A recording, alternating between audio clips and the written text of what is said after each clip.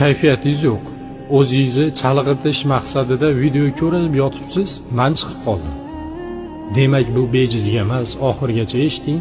Men sizni kayfiyatingizni ko'tarishga harakat qilaman. Xo'pmi? Biz sababini qilyapmiz, harakat qilyapmiz. Yechimini oqtaryapmiz, lekin buni yechimi kimning qo'lida? Allohning qo'lidami? Bizni kim yaratgan? Bizga o'sha sinovlarni, o'sha qiyinchiliklarni kim beryapti?